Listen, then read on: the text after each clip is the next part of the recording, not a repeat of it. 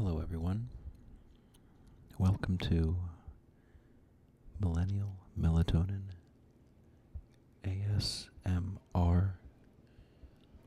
We have some rain outside, so you might hear some of that picked up on the mic. Today we'll be reading What We Talk About When We Talk About Love.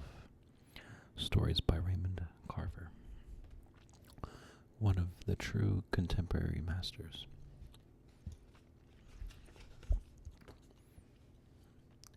As you can already tell, the channel has quite a theme to it, because we are talking about, again, love. And this is what we talk about when we talk about love, love, love, love. For Tess Gallagher.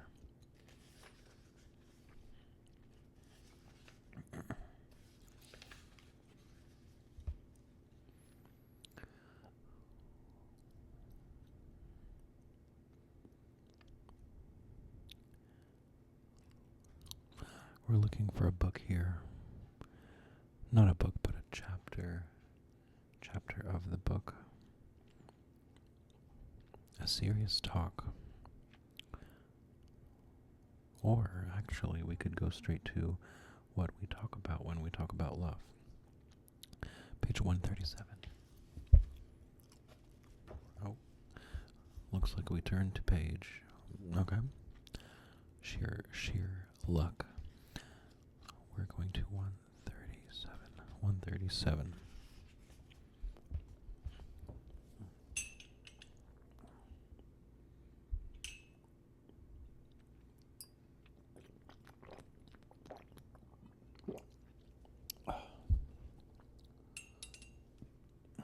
Had to get some water.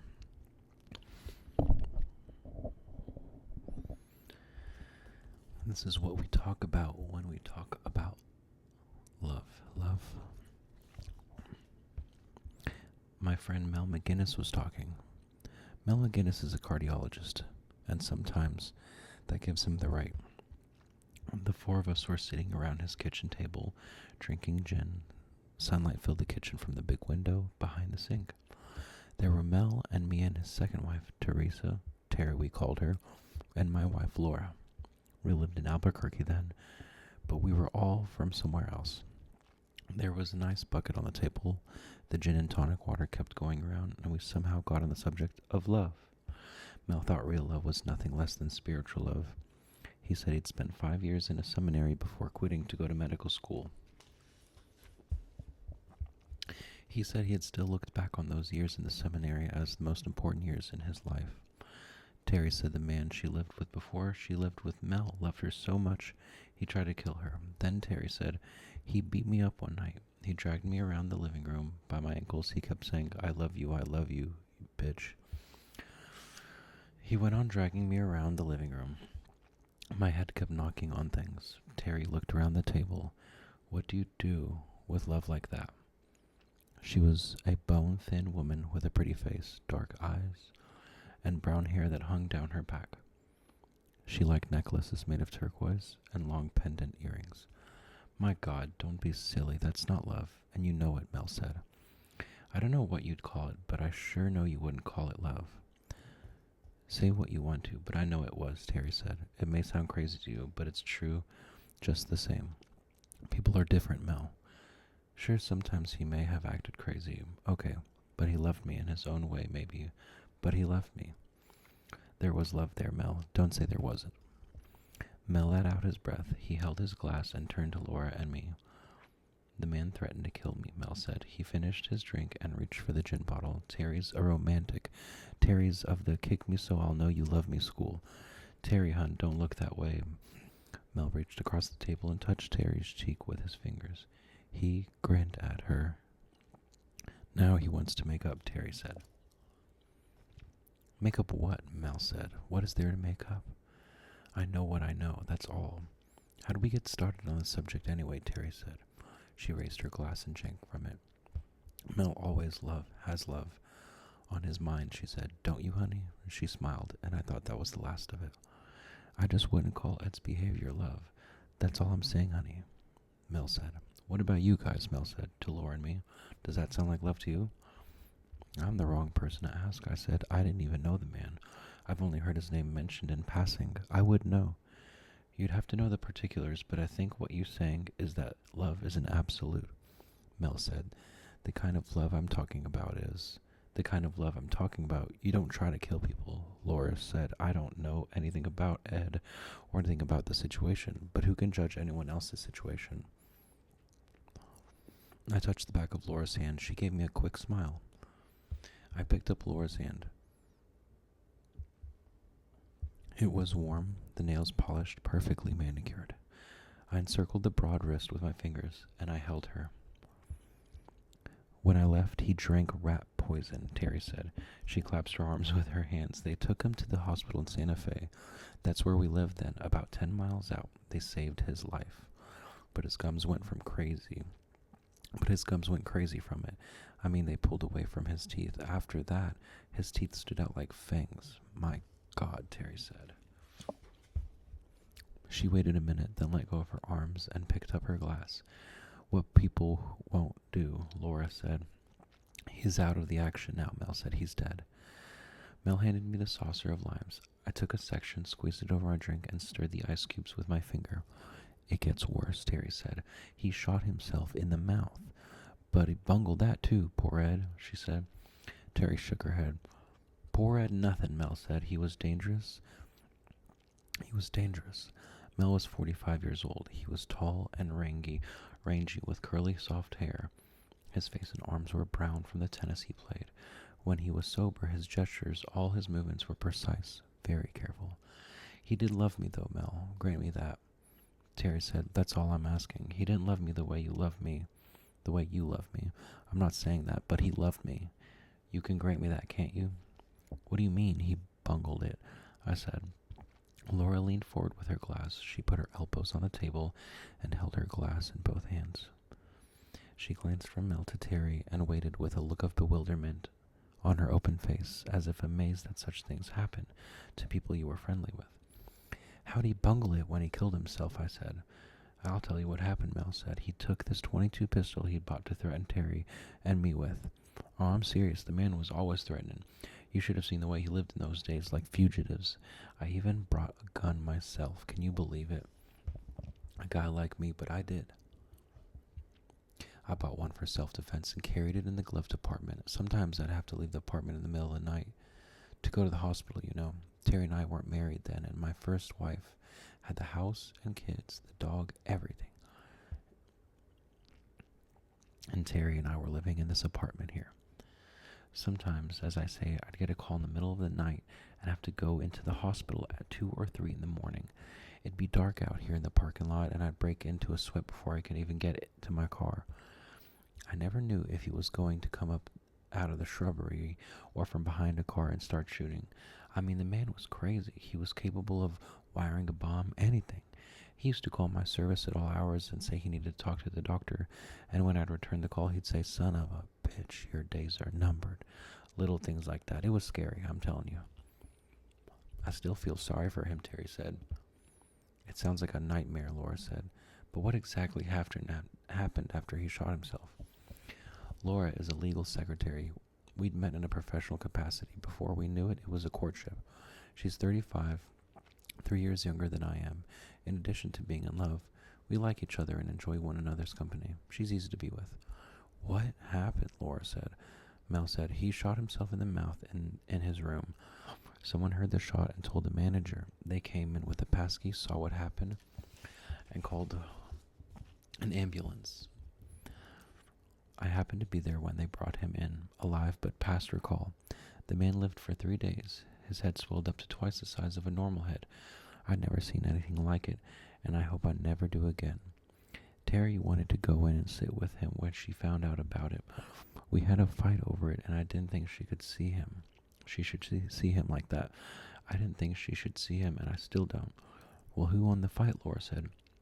I was in the room with him when he died, Terry said. He never came up out of it, but I sat with him. He didn't have anyone else. He was dangerous. Mel said, if you call that love, you can have it. It was love, Terry said. Sure, it's abnormal in most people's lives, but he was willing to die for it. He did die for it. I sure as hell wouldn't call it love, Mel said. I mean, no one knows what he did it for. I've seen a lot of suicides, and I couldn't say anything. I couldn't say anyone ever knew what they did it for. Mel put his hands behind his neck and tilted his chair back. I'm not interested in that kind of love, he said. If that's love, you can have it. Terry said, we were afraid. Mel even made a will out and wrote to his brother in California, who used to be a Green Beret. Mel told him to look for it if something happened to him. Terry drank from her glass. She said, but Mel's right. We lived like fugitives. We were afraid. Mel was. Weren't you, honey? I even called the police at one point, but they were no help. They said they couldn't do anything until Ed actually did something. Isn't that a laugh? Terry said. She poured the last of the gin into her glass and waggled the bottle. Mel got up from the table and went to the cupboard. He took down another bottle. Well, Nick and I know what love is, Laura said. For us, I mean, Laura said.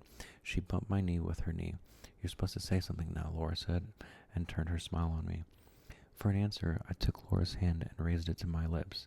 I made a big production out of kissing her hand. Everyone was amused. We're lucky, I said. You guys, Terry said, stop that now. You're making me sick. You're still on the honeymoon, for God's sake. You're still gaga, for crying out loud. Just wait. How long have y'all been together? How long has it been? A year? Longer than a year? Going on a year and a half, Laura said, flushed and smiling. Oh, now, Terry said. Wait a while. She held her drink and gazed at Laura. I'm only kidding, Terry said. Mel opened the gin and went around the table with the bottle. Here, you guys, he said. Let's have a toast. I want to propose a toast to love, to true love, Mel said. We touched glasses. To love, we said. Outside in the backyard, one of those dogs began to bark. The leaves of the aspen that leaned past the window ticked against the glass. The afternoon sun was like presence in this room, the spacious light of ease and generosity. We could have been anywhere, somewhere enchanted. We raised our glasses again and grinned at each other, like children who had agreed on something forbidden. I'll tell you what real love is, Mel said. I mean, I'll give you a good example, and then you can draw your own conclusions. He poured more gin into his glass. He added an ice cube and a sliver of lime. We waited and sipped our drinks. Laura and I touched knees again. I put a hand on her warm thigh and left it there. What do any of us really know about love, Mel said. It seems to me we're just beginners at love. We say we love each other, and we do. I don't doubt it. I love Terry, and Terry loves me, and you guys love each other too. You know the kind of love I'm talking about now. Physical love. That impulse that drives you to something special, as well as love of the other person's being, his or her essence, as it were. Carnal love, and well, call it sentimental love, the day-to-day caring about the other person. But sometimes I have a hard time accounting for the fact that I must have loved my first wife too. But I did. I know I did. So I suppose I am like Terry in that regard, Terry and Ed. He thought about it, and then he went on. There was a time when I thought I loved my first wife more than life itself. But now I hate her guts. I do. How do you explain that? What happened to that love? What happened to it is what I'd like to know. I wish someone could tell me. Then there's Ed. Okay, we're back to Ed. He loves Terry so much he tries to kill her, and he winds up killing himself. Mel stopped talking and swallowed from his glass. You guys have been together 18 months, and you love each other. It shows all over you. You glow with it. But you both loved other people before you met each other. You've both been married before, just like us. And you probably loved other people before that too, even. Terry and I have been together 5 years. We've been married about 4. And the terrible thing is, but the good thing too, the saving grace, you might say, that if something happened to one of us, excuse me for saying this, but if something happened to one of us tomorrow, I think the other person would grieve for a while, you know, but then the surviving party would go out and love again, have someone else soon enough. All this love we're talking about, it wouldn't just be a memory, maybe, not even a memory. Am I wrong? Am I way off base? Because I want you to set me straight, and if you think I'm wrong, I want you to know. I mean, I don't know anything, and I'm the first one to admit it. Mel, for God's sake, Terry said. She reached out and took hold of his wrist. Are you getting drunk? Honey, are you drunk? Honey, I'm just talking, Mel said. All right? I don't have to be drunk to say what I think. I mean, we're all just talking, right? Mel said. He fixed his eyes on her. Sweetie, I'm not criticizing, Terry said. She picked up her glass. I'm not on call today, Mel said. Let me remind you of that. I am not on call, he said. Mel, we love you, Laura said. Mel looked at Laura. He looked at her as if he could not place her, as if she was not the woman she was. Love you too, Laura, Mel said. And you, Nick, love you too. You know something, Mel said? You guys are pals, Mel said. He picked up his glass. Mel said, I was going to tell you about something. I was going to prove a point, you see. You see, this happened a few months ago, but it's still going on right now, and it ought to make us feel ashamed when we talk like that. How we talk now, what we're talking about when we talk about love. Come on now, Terry said. Don't talk like you're drunk if you're not drunk. Just shut up for once in your life, Mel said very quietly. Will you do me a favor and do that for a minute? So as I was saying, there's this old couple who had this car wreck out on that interstate. A kid hit them and they were all torn to shit. Nobody was giving them much chance to pull through. Terry looked at us and then back at Mel. She seemed anxious, or maybe that's too strong a word. Mel was standing, handing the bottle around the table. I was on call that night, Mel said. It was May, or maybe it was June. Terry and I just sat down to dinner when the hospital called. There had been this thing out on the interstate. Drunk kid, teenager, plowed his dad's pickup into the camper with this old couple in it. They were up in their mid-70s, that couple. The kid, 18, 19, something. He was dead on arrival, taking the steering wheel through his sternum. The old couple, they were alive, you understand? Just barely. But they had everything. Multiple fractures, internal injuries, hemorrhaging, contusions, lacerations, the works, and each of them had themselves concussions. They were in a bad way, believe me. And of course, their age was 2 strikes against them. I'd say she was worse off than he was, ruptured spleen along with everything else now. Both kneecaps broken, but they've been wearing their seatbelts, and God knows that's what saved them for the time being. Folks, this is an advertisement for the National Safety Council, Terry said. This is your spokesman, Dr. Melvin R. McGinnis, talking. Terry laughed. Mel, she said, sometimes you're just too much, but I love you, hon, she said. Hon, I love you, Mel said. He leaned across the table. Terry met him halfway. They kissed. Terry's right, Mel said as he settled himself again. Get those seatbelts on, but seriously, they were in some shape, those oldsters. By the time I got down there, the kid was dead. As I said, he was off in a corner, laid out on a gurney. I took one look at the old couple and told the ER nurse to give me a neurologist and an orthopedic man and a couple of surgeons down there right away. He drank from his glass. I'll try to keep this short, he said. So we took the 2 of them up to the operating room, and we worked like buck on them most of the night. They had these incredible reserves, those 2. You see, the once in a while. So we did everything that could be done, and toward the morning, we're giving them a 50-50 chance, maybe less than that for her. So here they are, still alive the next morning. So okay, we moved them into the ICU, which is where they both kept plugging away at it for 2 weeks, hitting it better and better on all the scopes. So we transferred them out to their own room. Mel stopped talking. Here, he said, let's drink this cheapo gin the hell up. Then we're going to dinner, right? Taryn and I know a place. That's where we'll go, to this new place we know about. But we're not going to go until we finish up this cut-rate lousy gin. Terry said, we haven't actually eaten there yet, but it looks good from the outside, you know. I like food, Mel said. If I had to do it all over again, I'd be a chef, you know. Right, Terry? Mel said. He laughed. He fingered the ice in his glass. Terry knows, he said. Terry can tell you. But let me say this. If I could come back again in a different life, a different time and all, you know what? I'd like to come back as a knight. You were pretty safe wearing all that armor. It was all right being a knight until gunpowder, muskets, and pistols came along. Mel, would you like to ride a horse and carry a lance? Terry said. Carry a woman's scarf with you everywhere, Laura said. Or just a woman, Mel said. Shame on you, Laura said. Terry said, suppose you came back as a serf. The serfs didn't have it good in those days, Terry said. The serfs never had it good, Mel said. But I guess even the knights were vessels to someone. Isn't that the way it worked? But then everyone is someone is a vessel. But then everyone is always a vessel to someone. Isn't that right, Terry? But what I liked about knights, besides their ladies, was that they had the suit of armor, you know, and they couldn't get hurt very easy. No cars in those days, you know, no drunk teenagers to tear into your ass. Vassals, Terry said. What? Vassals, they said. They were called vassals, not vessels. Vassals, Mel said. What the fuck's the difference, you know? And you knew what I meant anyway. All right, Mel said. So I'm not educated. I learned my stuff. I'm a heart surgeon, sure, but I'm just a mechanic. I go in and I fuck around and I fix things. Shit, Mel said. Modesty doesn't become you, Terry said. He's just a humble sawbones. I said, but sometimes they suffocated in all that armor, Mel. They'd even have heart attacks if it got too hot and they were too tired and worn out. I read somewhere that they'd fall off their horses and not be able to get up because they were too tired to stand with all that armor on them. They got trampled by their own horses, by their own men and horses sometimes.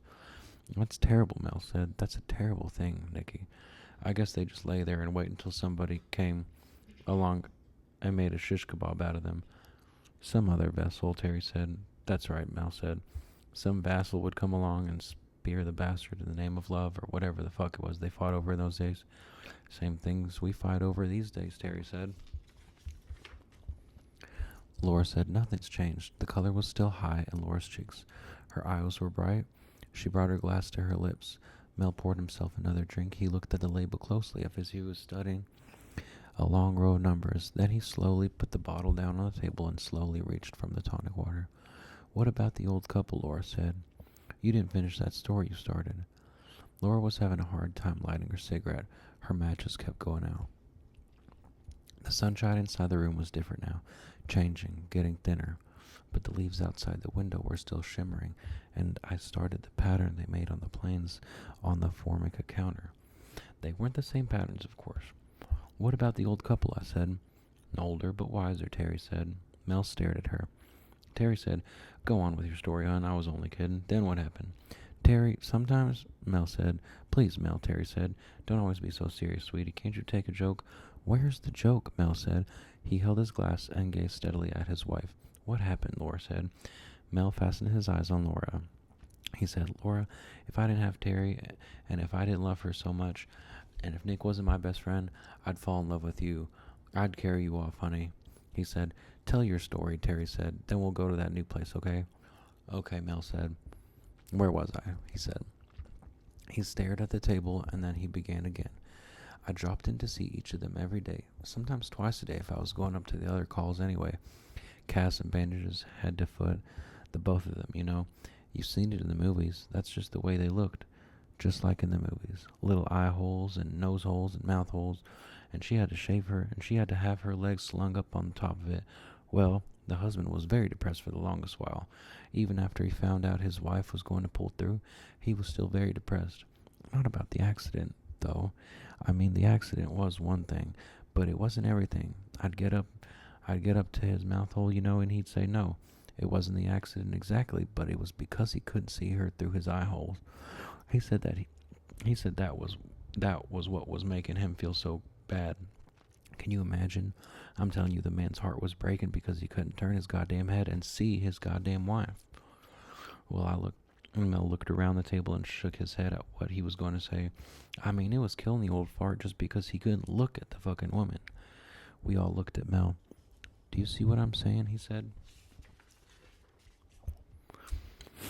Maybe we were a little drunk by then. I know it was hard keeping things in focus. The light was draining out of the room, going back through the window where it came from. Yet nobody made a move to get up from the table to turn on the overhead light. Listen, Mel said. Let's finish this fucking gin. There's about enough left for one shooter all around. Then let's go eat. Let's go to the new place. He's depressed, Harry said. Mel, why don't you take a pill? Mel shook his head. I've taken everything there is. We all need a pill now and then, I said. Some people are born needing them, Terry said. She was using her fingers to rub at something on the table. Then she stopped rubbing. I think I want to call my kids, Mel said. Isn't that all right with everybody? I'll call my kids, he said. Terry said, what if Marjorie answers the phone?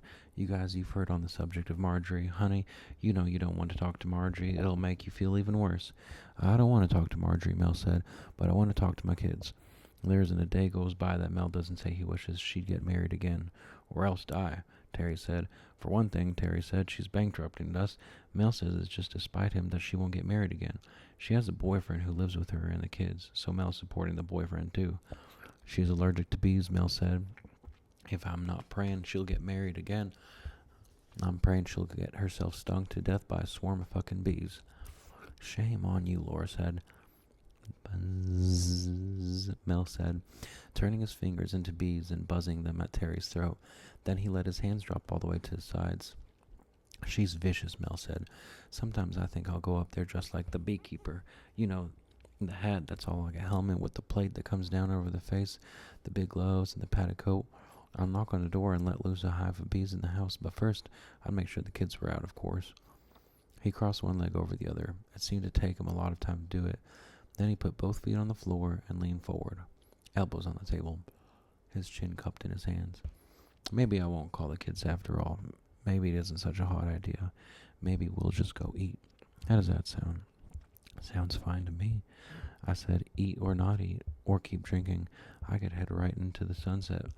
What does that mean, honey? Lauren said. It just means what I said. I said. It means I could just keep going. That's all it means. I could eat something myself, Laura said. I don't think I've ever been so hungry in my life. Is there something to nibble on? I'll put on some cheese and crackers, Terry said. But Terry just sat there. She'd not get up. She'd not get up to get anything. Mel turned his glass over. He spilled it out onto the table. Gin's gone, Mel said. Terry said, now what? I could hear my heart beating. I could hear everyone's heart. I could hear the human noise we sat there making. Not one of us moving, not even when the room went dark.